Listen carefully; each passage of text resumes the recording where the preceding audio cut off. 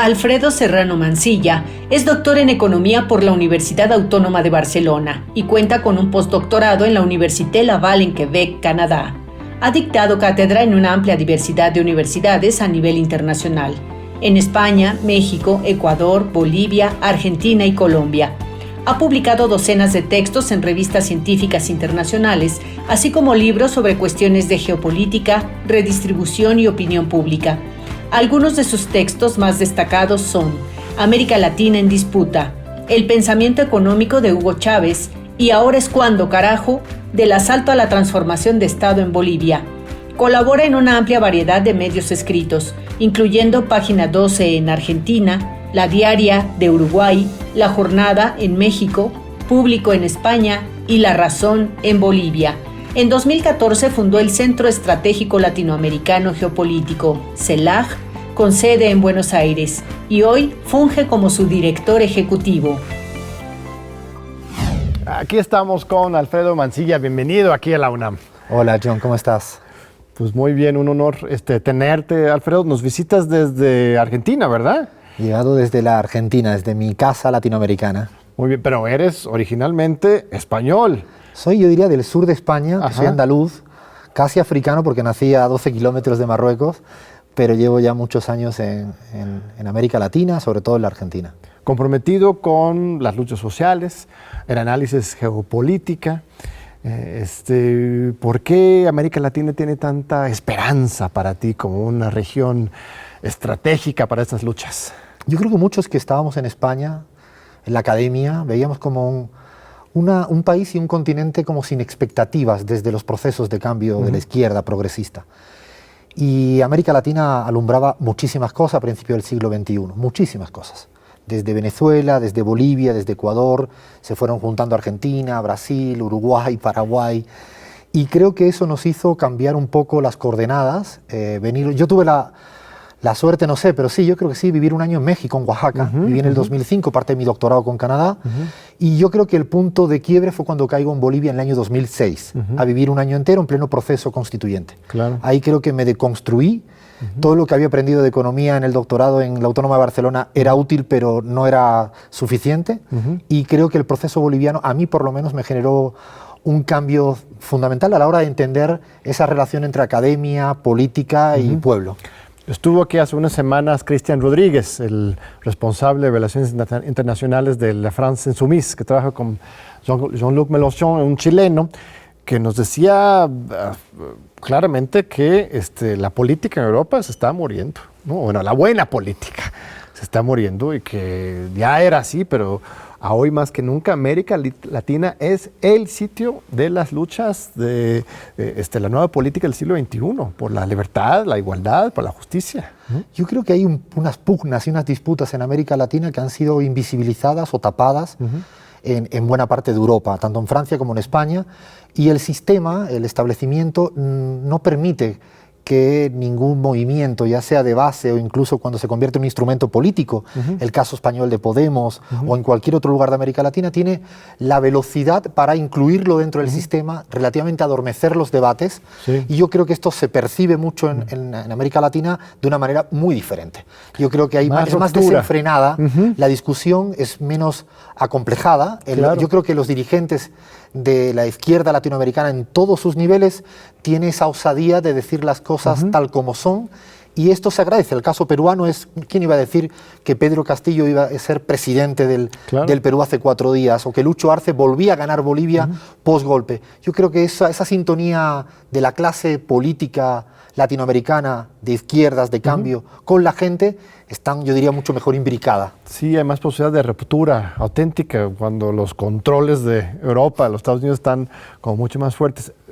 Esto de la visita de Vox, aprovecho, a México, es relevante. Bueno, aquí hizo un gran escándalo, bueno, fue un regalo para la izquierda, por lo menos en México, el hecho de que el PAN se evidenciara cercano de estos, pero visto desde España, ¿es relevante de que estén buscando fortalecerse desde México este partido, por ejemplo? Yo creo que Vox tenía relativamente lazos sólidos con buena parte de la ultraderecha europea, ¿no? Desde el húngaro, desde la ultraderecha francesa, la nueva ultraderecha italiana, pero necesitaba construir ciertos lazos con la derecha latinoamericana que no tenía y que siempre los tuvo el Partido Popular. Y yo creo que ese salto al vacío que ha hecho y que el PAN, de una manera, la verdad, que yo diría que ridícula, ¿no? le ofrece esa invitación, creo que están intentando reconstruir vínculos y además resignificar la relación con América Latina desde esta visión colonialista que trae Vox y buena parte de la derecha española, y México no es un país cualquiera, visto desde España. Seguramente no hubieran ido con ese eurocentrismo, hubieran ido a un país pequeño latinoamericano. No, quisieron ir a lo que ellos consideran la madre, ¿no? Claro. De todas las batallas, que podría ser México o Argentina. Y bueno, para mí no hay que infravalorar este intento de Vox de seguir tejiendo y construyendo vínculos con la derecha latinoamericana, claro, porque además están buscando, creo yo, los Bolsonaros de los diferentes países de la región, y esto no sé qué se habrá cosechado fuera de foco. Yo creo que habrá que ver con qué tejido empresarial ha tocado las puertas, con qué estructuras. Claro. ¿Qué acuerdos hicieron y van a regresar? Aunque la respuesta tan contundente, no solamente de la 4T o del presidente, sino del pueblo a esta visita, creo que también les mostró a ellos que tengan cuidado, pues, que los mexicanos hicimos nosotros, lo compartimos recientemente, una encuesta sobre culturas políticas en México. Tú también eres encuestador, te quiero escuchar. Pero en que esta encuesta fue muy interesante porque nos reveló, nos confirmó las sospechas que tenemos con respecto a, pues, la identidad crítica, solidaria, de lucha, nacionalista en el mejor sentido de la palabra, digno del pueblo mexicano, y que se mostró en esta visita de Vox. O sea, realmente fueron rechazados como un órgano, un trasplante inadecuado, ¿no? Yo creo que en América Latina, en México en particular, pero en otros países, tienen una visión anticolonial muy arraigada en la ciudadanía. Y creo que esto no se entiende bien a veces desde España o desde otros lugares. Probablemente porque no quieren creerlo, no quieren pensarlo. Y este fuerte rechazo de la mayoría mexicana o latinoamericana a la visita de Vox, o antes le pasaba a Donald Trump, que hablando de encuestas nosotros medíamos la imagen de Donald Trump en toda América Latina, y era el 90% de la ciudadanía decía, no lo quiero.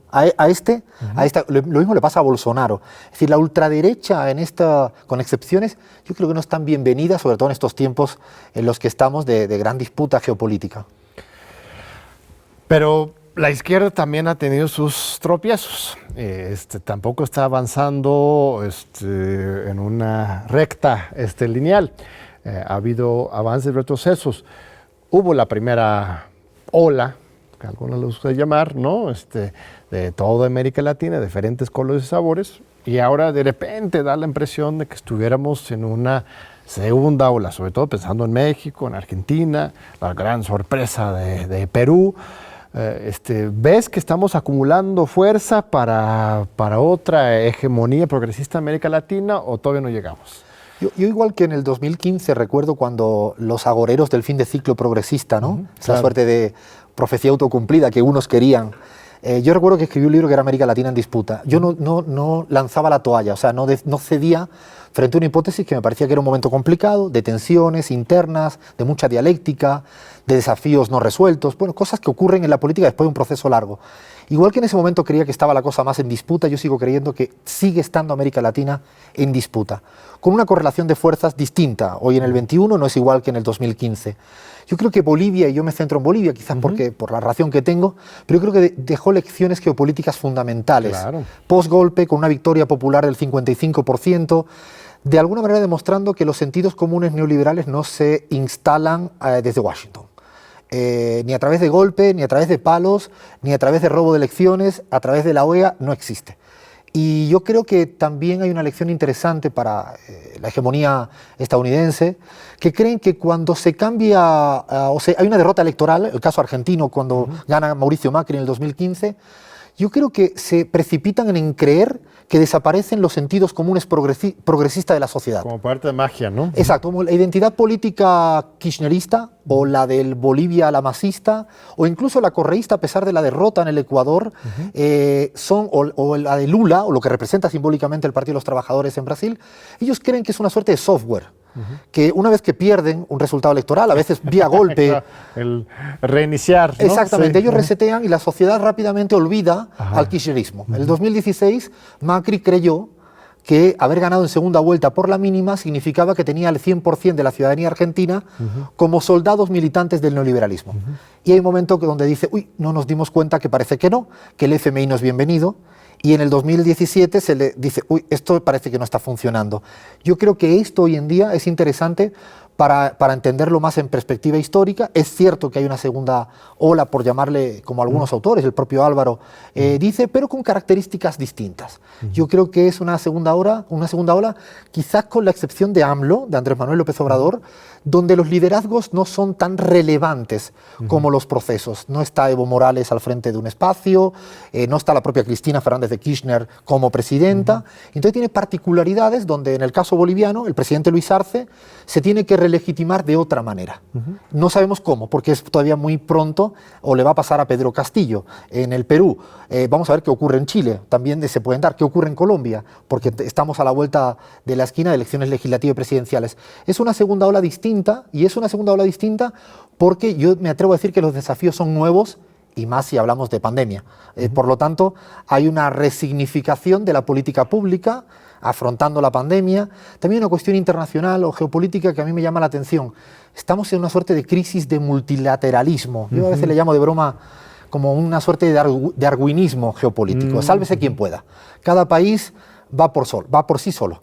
Y eso pone en jaque a los proyectos de integración regional, y estamos en una crisis de los procesos. Mercosur en pleno, estallando por los aires por la relación de Uruguay con China, o ocurriendo los procesos latinoamericanos. La Alianza del Pacífico ya no existe, dificultades al interior del ALBA para seguir avanzando, la CELAC sin saberse para dónde va, la OEA en crisis, y yo creo que estamos en una etapa diferente donde cada país busca de alguna manera hacer relaciones bilaterales más que entrar en procesos de integración. Esto no sé cómo va a acabar, pero lo que sí es cierto que es una etapa también distinta a esos procesos de integración que se dieron con la UNASUR en el año 2006, 2007, 2008 en adelante.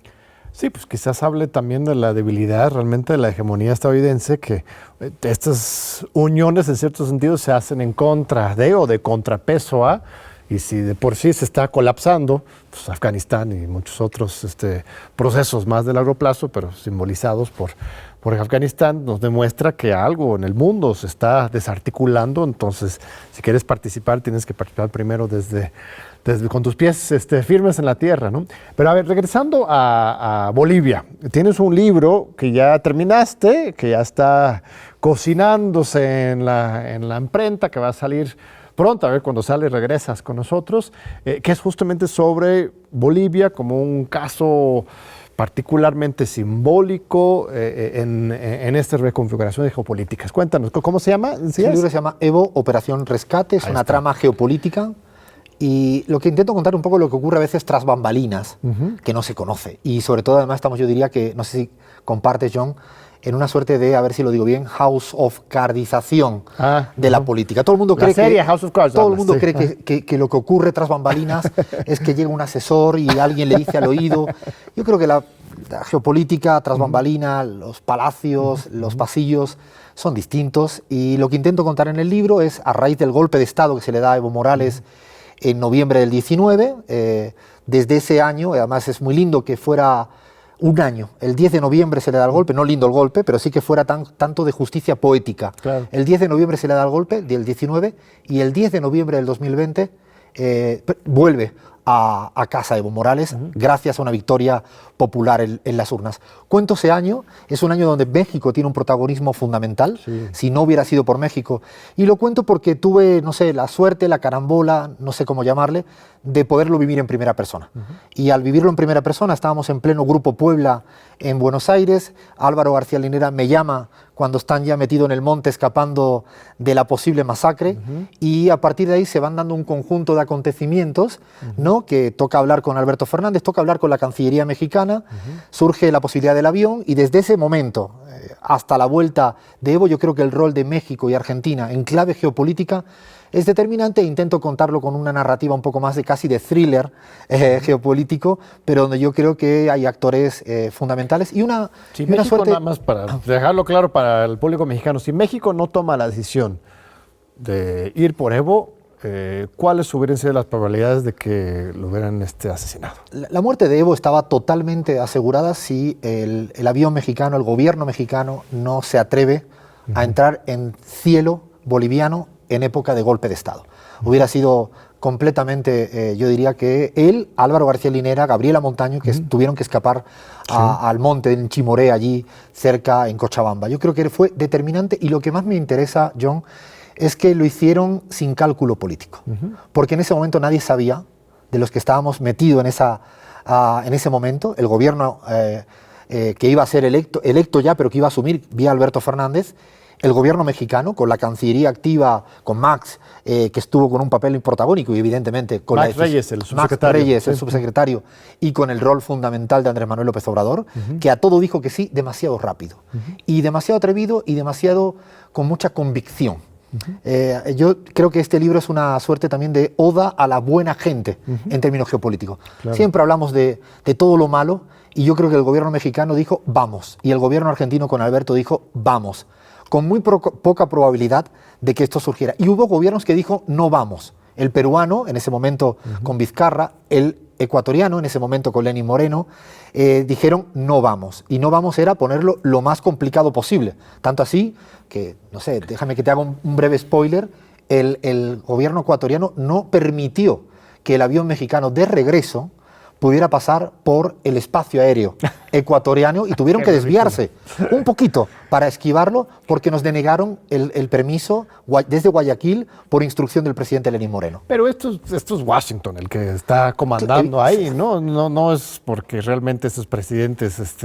no, son los sumisos de Washington. Claro. En ese momento Macri también se negó a poner el avión, porque la primera pedida era a través de Argentina. Te voy a cortar un segundito porque vamos a una breve pausa para seguir con esta fascinante plática con Alfredo Mancilla. No te lo pierdas, aquí te esperamos.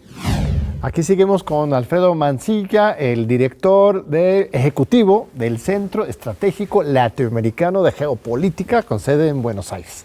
Estamos hablando del tema de Bolivia. Me estaba acordando de otro incidente de avión con Evo, que puede ser el contraste, seguramente lo mencionas, cuando el avión de Evo, que viene de Moscú, ¿no?, lo obligan a aterrizar en Viena, ¿no? Terminó en Viena, porque alguien pensaba que ahí andaba Edward Snowden escondido abajo de uno de los asientos. Hasta le abordan su avión para buscar a Snowden, ¿no? También por instrucciones de la CIA, yo supongo, ¿no? Entonces, en ese momento, recuerdo, estando indignadísimo, porque México no lo defendió. Hubo una...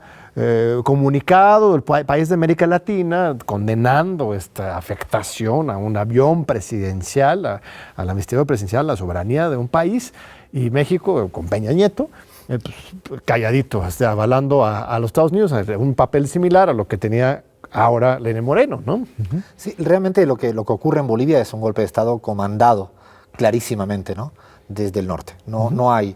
De hecho, lo que hace la Organización de Estados Americanos con la presidencia de Almagro, que más del norte es imposible que sea, realmente fue deleznable. Y creo que, además, intentó, sobre todo, sembrar una suerte de punto de inflexión en términos democráticos para la región. No solo es relevante per se para el pueblo boliviano, para la cantidad de muertes que hubo después y para la cantidad de hambre que hubo después, porque no solo hubo muertes, sino hubo hambre cuando la OEA toma el rol protagónico de esos días, incendiar Bolivia de una manera descarada. Yo creo que lo que ocurrió en Bolivia, el objetivo era precisamente frenar esta segunda ola progresista en la región y dar una señal de no, por acá no. Lo curioso es que en este tipo de cosas se olvidaron de algo, y es de la gente. La gente habitualmente, no solo de Bolivia, sino la mexicana, la argentina, no quieren que ocurra eso, no aceptan de buena gana que haya interrupciones democráticas, y por eso para mí es tan relevante simbólicamente Evo o Bolivia, porque es un proceso que a veces desde afuera no se entiende. Yo creo que cuando uno cree que Evo Morales tiene una suerte de control remoto, cuando estuvo en Buenos Aires, también en el exilio, que estuvo acá y después se fue para Argentina, estuvo acá y además fue fundamental. Yo recuerdo muy bien que él estaba feliz acá, solo peleaba con la comida mexicana porque no le gustaba el picante, pero yo creo que es un país que para Evo, para Álvaro, jamás se le van a olvidar. Pero claro que para ellos... La gente del norte piensa que todo puede ser teledirigido y se olvidan de eso, se olvida de la gente, pensando que con Evo estaban en Buenos Aires, podía haber una elección en Bolivia que la ganara la ultraderecha. Y no, la ciudadanía lo que dijo es no queremos ese camino, y me parece como un gran aprendizaje, y tampoco subestimar de ninguna de las maneras los mecanismos del norte de intervención. Yo creo que en algún momento también se relajó de alguna manera la política exterior latinoamericana, por parte incluso de nuestros procesos progresistas, de creer que la OEA era una suerte de instancia que iba a bailar sin agredir a nadie. Probablemente el aprendizaje mayor del caso boliviano, que no hay que, insisto, subestimar de cara hacia adelante, porque el nivel de intervención con esta OEA del norte, es para estar muy vigilante, ya sea en México, o ya sea en el Ecuador o con elecciones que vamos a tener en Colombia. ¿Con Biden crees que nos va a ir mejor o peor? Yo de repente siento que puede llegar a ser peor. Siento que Colombia, tiene mucho interés en Colombia, tú mencionaste, ahorita hablamos de ese caso, Juan González se llama, ¿no? ¿Cuál es su, Juan González, es colombiano. Es el Assistant Secretary para América Latina, él es colombiano, él es de los asesores más importantes de Biden en esta materia. Hubo hace 2-3 meses, firmó un decreto presidencial Biden que declaró la corrupción una amenaza a la seguridad nacional, ¿no? Lo cual teóricamente daría justificación incluso a invadir o infiltrar países con motivo de limpiar la corrupción, ¿no? Ha tenido Blinken una actitud bastante echada para adelante, pues, intervencionista, ¿no? Entonces, de repente Trump era pues una barbaridad, pero al fin de cuentas pues tenía otras preocupaciones y no era particularmente brillante, entonces nos dejaba más quizás que este nuevo gobierno, ¿no? ¿O cuál es tu lectura? Yo creo que primero Biden se encuentra en un momento de grandes reveses en política exterior en muy poco tiempo. Lo de Afganistán ha sido probablemente de lo último, pero no es lo único. Lo peor de Biden o de los demócratas, desde mi perspectiva más latinoamericana, es que es más indescifrable, no tan frontal, y yo me atrevo a decir que incluso tiene una dificultad añadida, y es que la ultraderecha latinoamericana, Bolsonaro, y de esto sí tengo información, no ve con buenos ojos el gobierno de Biden. No tienen una relación tan bilateral como la que tenía Donald Trump con Bolsonaro, ¿no? Esto yo creo que provoca estar en un terreno de nadie, le hace ser, bueno, yo diría, no sé si la palabra es peligroso, pero ambiguo, difícil de saber qué va a plantar. Yo creo que hay dos elecciones que para los Estados Unidos es fundamental, y es Chile y Colombia. Esto se va a dar en menos de un semestre. ¿Brasil? Y Brasil después. Ahora viene en noviembre, ya viene Chile, en abril viene Colombia y después tenemos Brasil. O sea, 3 países fundamentales. Y digo Chile y Colombia porque son procesos que no han tenido gobiernos progresistas en años, en décadas. Son como le pasó con Perú. Eran gobiernos propios, con presidentes propios, ¿no? Con los que podían crear el Grupo de Lima. Que son con sus presidentes, ¿no? De hecho, de ahí viene el fracaso del Grupo de Lima, y es que no entendieron que la política a veces se gana y a veces se pierde. Ellos creyeron que en Perú iban a tener siempre un presidente neoliberal, ¿no? Bueno, me parece que el caso colombiano, el caso chileno, va a poner realmente, vamos a poner en lupa, ¿no?, a lo que vaya a hacer el gobierno de Biden. Yo creo que además tiene una dificultad, ¿qué hacer con Venezuela? En este diálogo que se ha venido dando tutelado por Noruega, fundamentalmente, que también tuvo lugar aquí, auspiciado físicamente en México. Y yo creo que también ya se cayó el mito de Guaidó, que esto no se lo compraba a nadie, no se lo compra hoy en día ni el secretario para la Unión Europea, Josep Borrell. Es decir, yo creo que tienen grandes dificultades que resolver, o lo de Cuba, que es siempre la misma votación aplastante en Naciones Unidas contra el bloqueo, contra los boicots. No sé cuáles van a ser los siguientes pasos. Yo no soy de los que soy optimista con un gobierno demócrata, porque creo que cuando hemos tenido gobiernos demócratas en Estados Unidos, los mismos procesos de interrupción democrática en la América Latina se han dado. Sí, Obama, ¿no? Lo de Honduras, Obama, me acuerdo, enojadísimo Obama, diciendo en respuesta a los que le criticaban por el papel de Hillary Clinton, al fin de cuentas en Honduras, él contestando diciendo, son unos hipócritas, no que querían que los Estados Unidos saliera, ¿no? Tanto que denuncian el imperialismo de los Estados Unidos, ahora quieren que nosotros nos metamos, o sea, pero una desconexión absoluta con lo que son las exigencias de que los Estados Unidos realmente sea un factor democrático, ¿no? Y al final de cuentas, con su no intervención, haciendo exactamente lo mismo que hacían antes con su intervención, que es facilitar el golpismo, pero creen que nada más con cambiar las formas, ¿no? En lugar de intervenir, no intervenir, cambian el fondo, lo cual es falso. Vamos con Venezuela, porque eres un expertazo en Venezuela, conoces muy bien los actores que están ahí, han estado desde el mismo Hugo Chávez, lo conoces bien, has escrito libros sobre el proceso venezolano. Hay mucha ignorancia en México sobre este tema. Los medios, desde luego, bueno, no todos, pero los medios privados dominantes traen una caricatura absoluta de lo que es Venezuela, tomada de los medios estadounidenses. Hay muy poca discusión sobre el tema. ¿Qué ocurrió?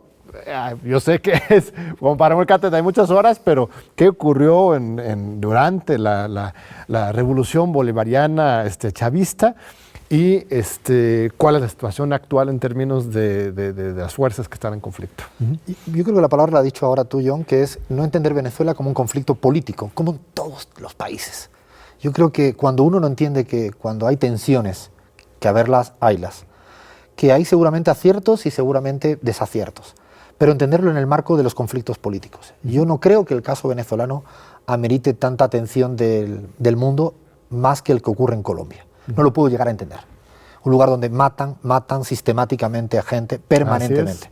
No lo puedo llegar a entender. Ahí sí hay una violencia de Estado sistemática en contra de activistas sociales. Por lo tanto, si no hay esa atención, ya empieza uno a sospechar que hay otro tipo de intereses. Porque a mí me parece saludable que exista críticas al chavismo desde adentro y afuera, más que saludable. Lo que no puedo tolerar o aceptar o entender es que esto venga, insisto, desde unos prejuicios dados como que el proceso venezolano, cuando pasa con Chávez, desde el inicio, es como cuestionado desde la perspectiva más democrática. Y lo digo porque es que si uno mira el proceso venezolano, han habido tantas elecciones como, no sé, como cualquier otro proceso en América Latina o en el mundo. No, muchos o más. Incluso más porque tiene una cosa que se le llama revocatorio, que también es una discusión en México. Digo, para los que son demócratas y que no entienden el revocatorio, es algo que a mí no me termina de lograr entender, y que después, otra vez volvemos a lo mismo, que en el marco de la democracia liberal existan alguien que le guste más un órgano electoral o una distribución de los escaños, o que haya fallas de los medios de comunicación o mayor injerencia o no de un poder u otro, no sé dónde no lo hay. Yo no lo sé. Yo no lo encontré todavía. No encontré un país en América Latina o en el mundo donde no exista la democracia liberal, tenga todo este tipo de tensiones y contradicciones permanentes. Yo a la gente que duda tanto de Venezuela, le sugiero primero que escuche a gente como José Luis Rodríguez Zapatero. Es un expresidente español que nunca fue chavista, ni fue marxista-leninista, y que cuando se tomó el tiempo de querer entender qué estaba ocurriendo, entendía que era un proceso complejo, lleno de conflicto y lleno de una identidad política que es la chavista. Y eso es lo que no se entiende de afuera. Hay una identidad política que no lo sé electoralmente si es el 20, el 30 o el 40. Yo creo que se debate, porque además depende de coyunturas y de situaciones particulares. Pero que existe una identidad política arraigada, que es el chavismo, y que es muy importante en el país, insisto, importantísima en el país, es porque la gente siente como una suerte de pertenencia a unos valores. Y unos valores que además tienen una visión, o yo diría que, para decir muy rápido, uno es que es profundamente antiimperialista. Profundamente antiimperialista. Y tiene un arraigo histórico, que también quizás, no sé, o un mexicano o una mexicana, o una madrileña o madrileño, no sé si saben que hay un tal Bolívar, que algo tiene que ver en la historia latinoamericana respecto a la colonia española. Hay ciertas cuestiones que de fondo están ahí. A partir de ahí, claro, el proceso puso en jaque al mundo por una cuestión también de discusión de la hegemonía petrolera. Sí. O sea, le pone enfrente y retoma un rol resucitando la OPEP. con un papel importante dentro de Venezuela y además de intentar juntar incluso a los países latinoamericanos. Así es. Todo ese tipo de cosas yo creo que explican más lo que ocurre. A partir de ahí, pues también, claro, las idas y venidas, el bloqueo. Un bloqueo, insisto, que actualmente le hace Estados Unidos a Venezuela, como se lo ha hecho a Cuba y como se lo ha hecho a tantos países del mundo, que tiene un efecto que nosotros, de hecho, en CELAC lo hemos calculado, que tiene un efecto como de miles de millones que no le permite tener la actividad económica. Ahora, John. Hay una guerra económica en contra de Venezuela. Porque además, similar a la de Cuba, pues. Muy similar y muy intensa en los últimos tiempos porque no le permite, por ejemplo, importar medicamentos, John. Imagínate lo que es un país que no puede importar los medicamentos que necesita en los últimos años o que le hayan quitado parte del capital venezolano que tenía en el Banco de Inglaterra. O sea, el oro venezolano que estaba en el Banco de Inglaterra, hoy en día no se le permite que se le vuelva al caso. Los ingresos de Citgo, que están en Estados Unidos.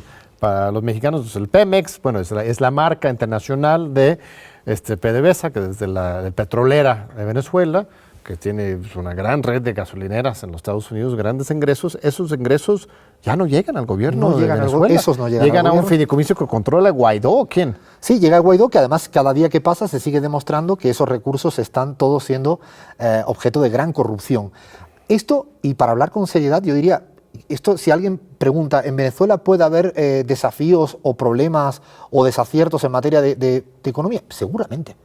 Y podemos hablar sobre todo para mí de un tema central, que es la cuestión que no solo le ocurre a Venezuela, sino es hacer transformaciones productivas cuando tú dependes de un recurso natural como el sector petrolero. Esto está llamado el mal de la abundancia, la enfermedad holandesa. Bueno, claro, pero también hay grandes innovaciones. O sea, el proceso venezolano ha hecho una contribución muy importante, tanto en cuestiones de ideología y práctica política. O sea, toda la movilización de las bases, de las comunas se llaman, ¿no? En Venezuela, del poder popular, es lo que ha permitido que este pueblo haya podido resistir estos embates golpistas desde la época de Chávez hasta la fecha. Y la experimentación en materia económica, sí, claro, igual tendrían que haber invertido más en cuestiones productivas y no depender totalmente del petróleo, pero eso es un caso, México también, en el foxismo de Colombia. 2000 a 2006, Fox desperdició la bonanza petrolera también y nadie dice que Coca-Cola, que era el funcionario de Coca-Cola, es el responsable del fracaso económico. Pero también hay cosas muy interesantes, el sincretismo, la manera en que el chavismo, su filosofía económica, tú mismo lo comentas en tus textos, sincréticamente, eclécticamente, junta socialismo, respeto también para la industria privada, ¿no? O sea, vamos a regresar al nuevo plan económico de Lenin, o sea, hay cosas muy valiosas que experimentó, sigue experimentando en Venezuela, que justamente con esta guerra mediática económica nos quieren hacer olvidar, que no nos demos cuenta que algo interesante está pasando ahí, ¿no? De hecho, yo creo que lo decías, se intentó ridiculizar mucho lo que era Chávez y su proyecto político, económico, social, internacional. Y en materia económica, por ejemplo, Chávez era un lector empedernido, desde Galbraith hasta István Mestaros, pasando por, yo qué sé, Bersavsky, el chileno, era capaz de leer cualquier cosa y es como él, como tú bien dices, era una persona que amalgamaba muchas cuestiones, muchas corrientes, ni siquiera era un convencido leninista marxista, bebía de ahí, pero bebía también del keynesianismo, era capaz de repensar el Estado, y evidentemente con sus dificultades. Por eso él en un momento determinado tiene esa creación de las misiones, yo le llamo en el libro El Estado de las Misiones, porque él no quería plagiar el welfare state. Claro. Él no quería tener una suerte de dependencia tan fuerte, ¿no? De ese pacto que puede ser el Estado del Bienestar, o cuando ocurre muchas veces con la clase capitalista, ¿no? Que el propio Stiglitz le habla, que dice que el Estado del Bienestar es estado del malestar cuando el capitalismo no le interesa. Y así transita con gran velocidad. Estarle pidiendo limosnas al gran capital, ¿no? Es para amortiguar sus efectos y Chávez lo pone de cabeza, ¿no? Le da una vuelta y luego la cuestión de la inserción en el mundo con mayor soberanía. Yo creo, y luego en materia económica y en materia bolivariana, que también está yo diría que estigmatizado como una persona que no entendía, Chávez y Venezuela yo creo que ha dejado, y se va a ir viendo a medida que pasa el tiempo, y uno va viendo cómo esa visión de relaciones latinoamericanas tan fuerte, no podríamos entender lo que fue UNASUR, lo que es CELAC hoy en día, ¿no? Esas relaciones tan fuertes, esto que contábamos de Evo y el apoyo de México y Argentina, no se podría llegar a entender sin esa visión supranacional. Yo creo que en eso Chávez verdaderamente no ha sido el único, yo creo que el kirchnerismo también lo ha logrado, pero si alguien realmente cambia las reglas del juego latinoamericana y entiende que cualquier revolución nacional pasa por grandes acuerdos supranacionales desde el sur, esto es muy interesante. De hecho, la relación con Irán que tiene Chávez a partir del año 2005 con Ahmadinejad, era como cosas que tú dices, a día de hoy parecen no futuristas. No, sí. Eso ocurrió hace tiempo y yo creo que ahí hay cosas, eso, no está exento de errores y no. Claro, por supuesto, no se trata de idealizar a nadie, pero sí analizar bien las cosas y limpiar tanto prejuicio, incluso racista abiertamente desde mi punto de vista cuando la gente habla de Chávez. Bien, Alfredo, vamos a un segundo corte. Ahora regresamos en unos segundos con Alfredo Mancilla. No se vayan. Aquí seguimos en este fascinante diálogo con Alfredo Mancilla, el director del Centro Estratégico Latinoamericano de Geopolítica. Me gusta el nombre, casi tan largo como nuestro, el Programa Universitario de Estudios sobre Democracia, Justicia y Sociedad. Queremos abarcar todo. Muy bien, a ver, estamos, quiero pensar, saliendo de la pandemia. En algún momento, bueno, aquí estamos, viajaste desde Buenos Aires aquí, o sea, estamos empezando a recuperar cierta normalidad, aunque va a ser muy distinta. Este mundo post-COVID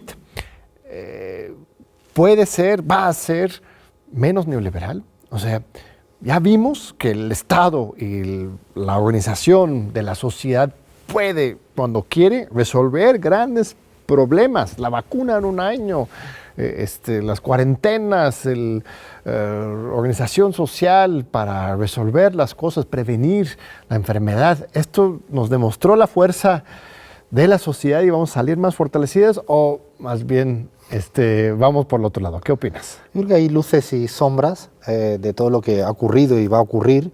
Hay una cosa interesante y es, lo decías, ¿no? Yo creo que el neoliberalismo se encuentra en una crisis de expectativa, en una crisis de respuesta frente a la cuestión de la pandemia. No ha sabido. Y digo no ha sabido porque en un momento nos olvidamos de que era importante el índice, no sé, bursátil, cuando lo que nos importaba era el número de camas y respiradores. ¿No? Entonces, o nos olvidamos de la importancia que tenía producir smartphone y lo que queríamos producir tapabocas o barbijos, no sé cómo se le dirá acá en México, pero era más relevante eso. Y yo creo que también ha habido como esa crisis expectativa que sin el Estado, sin política pública, sin sanidad pública, no había posibilidad de responder satisfactoriamente a lo que la gente sigue todavía demandando. Y esto creo que es una dificultad que ha tenido y que está teniendo el neoliberalismo, sus instituciones, sus expresiones políticas en la región. Y de hecho todavía tiene gran dificultad para saber cómo responder a muchas otras cuestiones que están surgiendo. Eso yo creo que pone en jaque al modelo neoliberal profundamente. Y el progresismo latinoamericano, y te pongo un ejemplo muy concreto. Solo hay 3 presidentes en la región que hoy en día tienen una valoración positiva altísima. AMLO en México, Luis Arce en Bolivia y Alberto Fernández en la Argentina. El resto, Mario Abdo en el Paraguay, Duque en Colombia, no sé, Piñera en Chile, en su momento Lenín Moreno en Ecuador, tienen una valoración negativa altísima. Y sobre todo a raíz de la pandemia. O sea, con la pandemia, exactamente. Año. Es como que se agrava esta situación porque las respuestas no fueron encontradas. Ahora bien, todavía yo creo que sería muy optimista, enfermizo, si dijera que no han habido también sombras.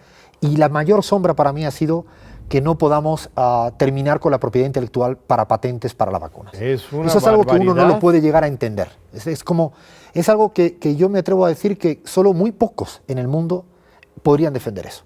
Y eso sí que lo hemos preguntado a la ciudadanía. Y hemos preguntado el tema de los impuestos a los súper ricos. Y hemos preguntado en la región. Y la mayoría de los países, en 8 países, te dicen, no, claro, Álvaro García Linera me decía algo que creo que lo puedo contar al aire, dice, es que las sociedades tienen justicia, sentimiento de conciencia de justicia, pero también es que tiene un poco de envidia a toda esa gente que pueden vivir como nadie vive. O sea, entonces hay cuestiones de fondo que no están resueltas, y para mí el tema de la vacuna, la liberalización de las patentes para las vacunas, no sé a qué vamos a esperar que ocurra. Yo no puedo llegar a entender que esto no esté resuelto. Ahí sí es como esa sombra no terminada, que a uno le hubiera gustado que con la pandemia este tipo de aprendizajes se hubieran resuelto, y ahí el gobierno mexicano puso encima de la mesa esta discusión, el propio presidente mexicano, el presidente argentino, el presidente boliviano, pero ahí todavía no hemos logrado esa victoria, pero sí se ha generado conciencia. Y cuando se genera conciencia en la ciudadanía, creo que es bienvenido hacia adelante. Pero sí es muy triste eso. O sea, una pandemia, la definición de pandemia es un fenómeno global que solamente podemos resolver de manera conjunta. Y eso lo vimos. Aunque cierras fronteras, no sirve. Y los Estados Unidos hay que tener millones de vacunas ahí nada más almacenados, ya hasta echándose a perder. Y no, este sistema COVAX funciona mal, bueno, más bien no funciona, muy pocos están entrando, y en este banco de información nadie está contribuyendo, cada quien solo, pues Cuba, su propia vacuna, México ya también andamos con nuestra vacuna patria, CONACYT está desarrollándola, pero cada país, Argentina y México tienen esta alianza para AstraZeneca, pero sí, es impresionante que no hemos ni en estos momentos tan de crisis humanitarias ponernos de acuerdo para generar soluciones globales. Creo que además los gobiernos progresistas estaban en una suerte de encrucijada, porque había que conseguir vacunas en el corto plazo para salvar a la gente y a la vez discutir cuestiones globales como la liberalización de las patentes. Yo ahí también entiendo la dificultad para gobiernos como el mexicano, el argentino o el boliviano, donde la ciudadanía no tiene paciencia para una guerra de mediano plazo para la liberalización de las patentes, y en esa dialéctica jodida, en la cual siempre uno desea una cosa en un horizonte, pero la gente quiere vacuna ya, y entonces quien produce ya es una gran multinacional que te impide el otro. Insisto, son situaciones difíciles, pero que creo que yo estoy convencido que en el corto mediano plazo este tema va a empezar a florecer, como afortunadamente otros se han hecho, porque hasta los organismos internacionales más neoliberalizados se han arrimado un poco el hombro, como diciendo, es como no podían defenderlo, no podían defender el tema de la condonación de la deuda, ese es otro aspecto a cuestionar. Claro, hasta el FMI, el Banco Mundial, si uno le lees, no es que se han convertido en progresistas, sino es que se dan cuenta que los sentidos comunes progresistas en América Latina son esos, y Banco Mundial, FMI, intentan evidentemente no quedarse tan en fuera de juego. Yo creo que es una disputa venidera interesantísima. Has hecho desde el CELAC una gran cantidad de encuestas de opinión pública, y una cosa que descubres una tras otra vez, y nosotros también encontramos nuestra encuesta del PUEDS UNAM, es ese sentido común, esta cultura política, si quieres usar el término, anticolonial, antineoliberal, está a favor de los impuestos de los ricos, a favor de la regulación del mercado. Esto es algo universal en toda la región de América Latina, ¿y te has sorprendido estos resultados, o cuál ha sido tu experiencia? Hemos hecho, John, en 8 países de América Latina ya 36 encuestas en menos de 3 años. Y en todas es esto que tú, en tu propia encuesta, que la pude mirar, y había una gran, coincidencia de los resultados, con lo cual no podemos estar haciendo cosas raras. Así es, las sociedades yo creo que son más progresistas de lo que dicen los grandes titulares de los medios de comunicación hegemónicos. Y el problema que a veces tenemos es que incluso la clase política, dirigente progresista o intelectuales progresistas, creo que a veces leemos, y déjame que me meta, demasiado los titulares de Clarín, o no voy a meterme aquí en México, no Televisa, Televisa, sí, Reforma, me meterían cualquiera, o Mercurio en Chile, porque vivimos en ciertas burbujas que nos hacen creer que la ciudadanía por la mañana se levanta y dice, cuidado que viene el populismo. Eso ahora lo acabamos de medir en Paraguay y en Argentina. Claro. Una persona que tiene que trabajar transporte de 2 horas, trabajar 10 o 12 horas, volver a la casa 2 horas después, no se levanta por la mañana, se mira al espejo y dice, cuidado que viene el populista de izquierdas. No está en eso pensando. está preocupado de otro tipo de cosas. Yo creo que esa relación de lo que construye los medios de comunicación con lo que piensa la ciudadanía, esa disociación, es la que nos permite explicar que Lucho Arce gana con 55. O Cristina Fernández de Kirchner, después de infinitos titulares de que es corrupta, es mala, es lo peor, es vicepresidenta electa democráticamente. O que Lula sigue siendo el principal candidato para ganar las elecciones en Brasil y no la pudieron ganar sin Lula participando. Y así podríamos hablar. Pedro y hablar. Castillo, O el Perú, caso de sí. Pedro Castillo. Imagínate Pedro Castillo, que ahora ya no lleva ni nada de días y en cambio todas las encuestas dicen que ya tiene, no sé, negativa la imagen, cosa que no da tiempo material. Ese tema, yo creo que los análisis de opinión pública bien hechos, más allá de a veces de la coyuntura electoral, que te pone un poco de una venda, lo interesante es ver que la gente quiere más Estado, quiere más derechos sociales, quiere más política pública en educación, en sanidad. En sanidad te pongo un ejemplo muy concreto. Cristina Fernández de Kirchner dice hace muy poquito, salud pública es fundamental en el país. Parecía que no se hablaba de esto. Hemos medido 2 encuestas grandes, la mayoría está de acuerdo. Esto no significa que haya unos ricos que se quieran pagar una super privada, pero la gente lo que quiere es decir, cúbreme a mí unos derechos fundamentales. La vivienda, el tema de la vivienda, el tema de los impuestos que la paguen los super ricos, que el Estado te proteja. Hay aspectos que yo creo que hoy en día son de sentido común progresista y no podemos regalarlo.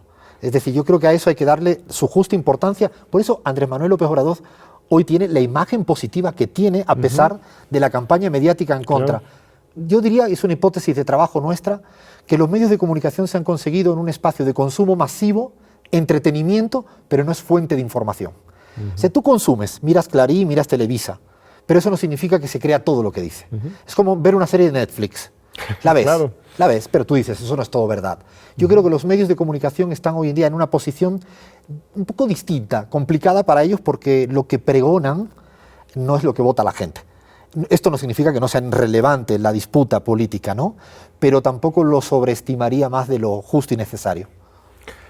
Eso es muy interesante. Sí, yo creo que explica la victoria de Andrés Manuel y de su popularidad actual, porque está resolviendo los problemas de la gente. O sea, directamente la gente está sintiendo un cambio en su vida, a pesar de esta guerra mediática. Pero de repente sí preocupa, porque estas guerras mediáticas son muy intensas, muy constantes, llenas de mentiras.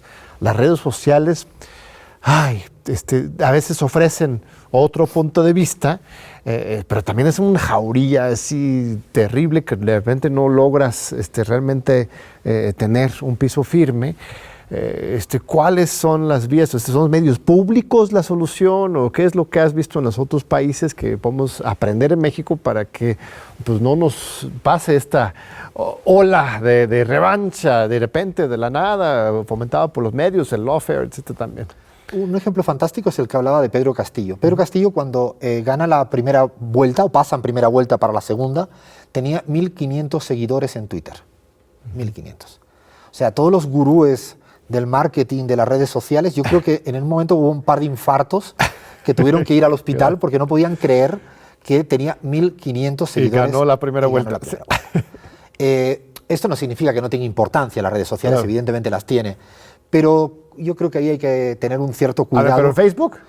No, yo creo, no, él tampoco tenía, Instagram, no tenía nada, ni Instagram, un canal ni de Facebook. TikTok así muy exitoso. No, creo que lo que le ocurre también, primero, hay algo que eso sí me llama la atención y lo preguntamos, la televisión sigue siendo protagónica. La gente de clases más populares, su vínculo es a través de la televisión, sí. Y creo que eso, más allá del crecimiento de las redes sociales, las redes sociales, el WhatsApp o cualquiera de los, se utiliza mucho pero no se le cree mucho. Eso también es otro aspecto a cuidar. El usar mucho una cosa, para mí no, y esto sí que lo hemos medido, yo he medido los medios acá en México y la base de credibilidad es bajísima, pero no solo pasa esto en México, es que pasa con Clarín en la Argentina, con El Deber en Bolivia, con El Universo en Ecuador, podríamos seguir diciendo casi todos los grandes medios. Se consumen mucho pero no tienen credibilidad. Y las redes sociales yo también creo que a veces cuidado con en términos de campañas, cuando ya al final ridiculizan al candidato o a la candidata. Porque es como, yo creo que hay una base que es ser auténtico y genuino. Yo creo que a Andrés Manuel Obrador le pasa eso. El presidente mexicano es auténtico, es como es. Haga un TikTok, que no lo sé, o aparezca en las mañaneras. yo creo que esa importancia de lo genuino, de lo auténtico, y me atrevo a decir incluso para líderes de la derecha. Si es algo Bolsonaro es que es auténtico cuando habla. Claro. Y si es algo Uribe en Colombia es que es auténtico cuando habla, puede ser un fascista hablando a las claras. Yo creo que la autenticidad en estos tiempos quizás de exceso de marketing es lo que penetra la nube. Penetra mucho más, y para nosotros es un aprendizaje en los países donde venimos trabajando y acompañando los procesos. Pues muchas gracias, Alfredo. Ya estamos terminando. Un último mensaje para nuestro gran público de la Universidad Nacional y más allá. Que no tiren la toalla, que jamás se tire la toalla. Quiero decir que la sigan batallando, pensando y sobre todo complejizando. Que miren cada problema desde las múltiples aristas que tienes, sobre todo lo digo desde el progresismo, que no veamos todo tan binario, que no nos viene bien para la disputa política que se viene en América Latina.